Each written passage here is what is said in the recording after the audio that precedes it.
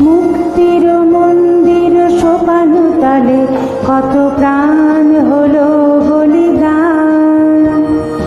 লেখা আছে অশ্রু জলে